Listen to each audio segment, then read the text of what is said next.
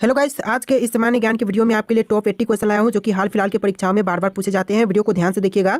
आज के इस वीडियो को शुरू करते हैं। पहला सवाल इस वीडियो में आपका हो जाएगा, भारत का तीसरा सबसे बड़ा राज्य कौन सा है। देखिए, भारत का तीसरा सबसे बड़ा राज्य, यह राज्य हो जाएगा महाराष्ट्र। ऑप्शन नंबर ए जो है महाराष्ट्र, बिल्कुल सही जवाब है। चलिए अगला सवाल है, भारतीय संविधान में कुल कितने अनुच्छेद यानी कि आर्टिकल्स हैं। तो देखिए, भारतीय संविधान में आर्टिकल्स टोटल 448 है। ऑप्शन नंबर बी जो है 448, बिल्कुल सही जवाब है। चलिए आपका अगला सवाल है, पानी का रासायनिक सूत्र यानी कि केमिकल फॉर्मूला क्या है। तो देखिए, पानी का रासायनिक सूत्र यह हो जाएगा ऑप्शन नंबर बी H2O, यानी ऑप्शन नंबर बी इस क्वेश्चन का बिल्कुल सही जवाब है।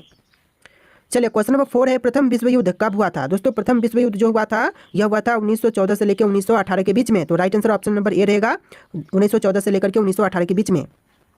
चलिए आपका अगला सवाल है, भारत का राष्ट्रीय पक्षी कौन सा है। देखिए, भारत का राष्ट्रीय पक्षी इनमें से यह हो जाएगा ऑप्शन नंबर का ए, मोर, जो कि भारत का राष्ट्रीय पक्षी है। ऑप्शन नंबर ए आपका बिल्कुल सही जवाब है। तो चलिए क्वेश्चन नंबर 6 है, जय जवान जय किसान का नारा किसने दिया था। दोस्तों, जय जवान जय किसान का नारा देने वाले इनमें से यह हो जाएंगे लाल बहादुर शास्त्री। ऑप्शन नंबर सी लाल बहादुर शास्त्री, बिल्कुल सही जवाब है। चलिए अगला सवाल है, प्लेग रोग किसके कारण होता है। देखिए, जो प्लेग रोग है वह होने का जो कारण है यह बैक्टीरिया है। ऑप्शन नंबर ए जो है बैक्टीरिया, बिल्कुल सही जवाब है। टॉप 80 क्वेश्चन है, वीडियो को ध्यान से देखिएगा। तो आपका अगला सवाल है, भारत का पहला उपग्रह कौन सा था। देखिए, भारत का पहला उपग्रह यह हो जाएगा ऑप्शन नंबर का सी आर्यभट्ट, जो कि भारत का पहला उपग्रह था। ऑप्शन नंबर सी आपका बिल्कुल सही जवाब है। चलिए क्वेश्चन नंबर 9 है, राष्ट्रीय विज्ञान दिवस कब मनाया जाता है। देखिए, राष्ट्रीय विज्ञान दिवस जो मनाई जाती है यह मनाई जाती है 28 फरवरी को। ऑप्शन नंबर बी जो है 28 फरवरी, बिल्कुल सही जवाब है। चलिए क्वेश्चन नंबर 10 है, चंद्रगुप्त मौर्य का संबंध किस वंश से था। गुप्त वंश से, मौर्य वंश से, चोल से या फिर प्रतिहार से। ऑप्शन नंबर बी आपका राइट आंसर है, मौर्य वंश से था चंद्रगुप्त मौर्य का संबंध। ऑप्शन नंबर बी आपका बिल्कुल सही जवाब है। चलिए क्वेश्चन नंबर 11 है, भारतीय राष्ट्रीय कांग्रेस की स्थापना कब हुई थी। भारतीय राष्ट्रीय कांग्रेस की स्थापना हुआ था 1885 में। ऑप्शन नंबर ए जो है 1885, इस क्वेश्चन का बिल्कुल सही जवाब है। चलिए क्वेश्चन नंबर 12 है, पृथ्वी दिवस कब मनाया जाता है। दोस्तों, पृथ्वी दिवस जो मनाई जाती है यह मनाई जाती है 22 अप्रैल को। ऑप्शन नंबर बी जो है 22 अप्रैल, बिल्कुल सही जवाब है।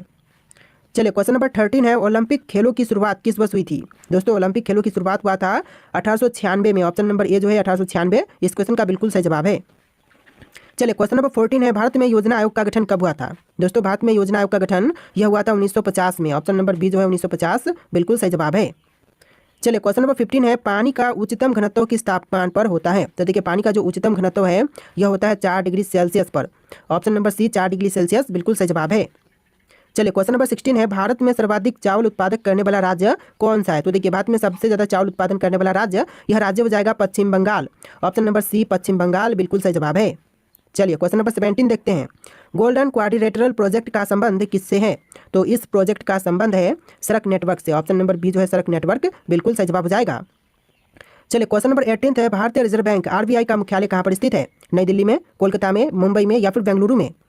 तो ऑप्शन नंबर सी आपका राइट आंसर है, मुंबई में है भारतीय रिजर्व बैंक का मुख्यालय। ऑप्शन नंबर सी आपका बिल्कुल सही जवाब है। चलिए क्वेश्चन नंबर 19 है, मानव शरीर में रक्त का पीएच मान कितना होता है। देखिए, मानव शरीर में रक्त का पीएच मान यह होता है 7.4। ऑप्शन नंबर सी 7.4, बिल्कुल सही जवाब है।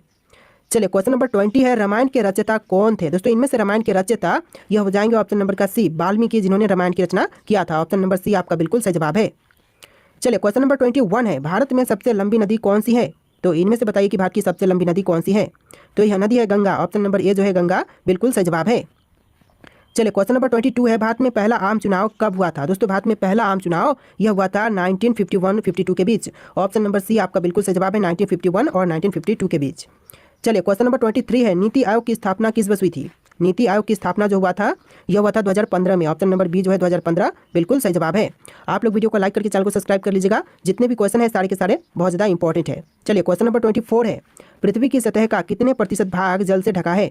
देखिए, पृथ्वी की सतह का जो टोटल भाग है यह 71% जल से ढका हुआ है। ऑप्शन नंबर सी आपका बिल्कुल सही जवाब है। तो देखिए क्वेश्चन नंबर 25 है, भारत का पहला परमाणु ऊर्जा संयंत्र कौन सा था। देखिए, भारत का पहला परमाणु ऊर्जा संयंत्र यह हो जाएगा तारापुर। ऑप्शन नंबर बी जो है तारापुर, क्वेश्चन का बिल्कुल सही जवाब है। चलिए क्वेश्चन नंबर 26 है, भारत का सबसे बड़ा बंदरगाह कौन सा है। देखिए, भारत का सबसे बड़ा बंदरगाह, यह बंदरगाह हो जाएगा option number B Mumbai port, यानी आपका right answer option number B रहेगा मुंबई पोर्ट।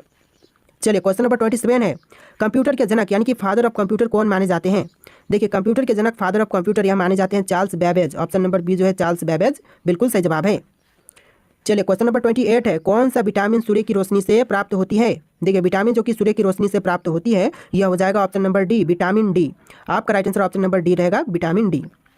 चलिए क्वेश्चन नंबर 29 है, सत्यमेव जयते को कहाँ से लिया गया है। देखिए सत्यमेव जयते को लिया गया है उपनिषद से। ऑप्शन नंबर बी जो है इस क्वेश्चन का बिल्कुल सही जवाब है। चलिए क्वेश्चन नंबर 30 है, भारत में लोकसभा के कुल कितने सदस्य होते हैं। देखिए लोकसभा के कुल सदस्य भारत में होते हैं 545। ऑप्शन नंबर सी जो है 545 बिल्कुल सही जवाब है।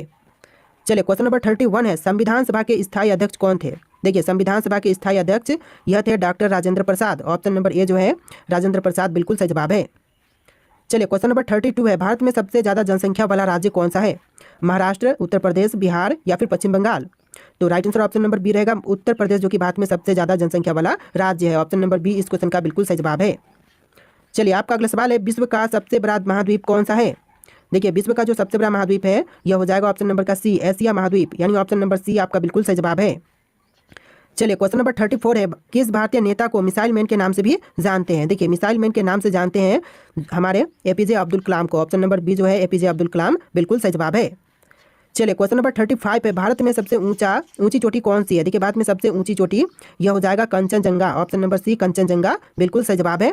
और जो माउंट एवरेस्ट है वह विश्व की सबसे ऊंची चोटी है और भारत की है कंचनजंगा। चलिए क्वेश्चन नंबर 36 है, ग्रीन हाउस इफेक्ट का मुख्य कारण कौन सी गैस होती है। ग्रीन हाउस इफेक्ट का जो मुख्य कारण होती है यह होती है कार्बन डाइऑक्साइड गैस। तो ऑप्शन नंबर बी जो है कार्बन डाइऑक्साइड बिल्कुल सही जवाब है। चलिए क्वेश्चन नंबर 37 है, पंचायती राज व्यवस्था पहली बार भारत में किस राज्य में लागू की गई थी। तो देखिए पंचायती राज व्यवस्था जो है वह पहली बार भारत के राज्य राजस्थान में लागू किया गया था। तो राइट आंसर जो है ऑप्शन नंबर ए रहेगा, राजस्थान राज्य। चलिए क्वेश्चन नंबर 38 है, भारत का सबसे बड़ा रेल जंक्शन कौन सा है। देखिए भारत का सबसे बड़ा रेल जंक्शन यह जंक्शन हो जाएगा Howrah junction. Option number A जो है हावड़ा जंक्शन बिल्कुल सही जवाब है।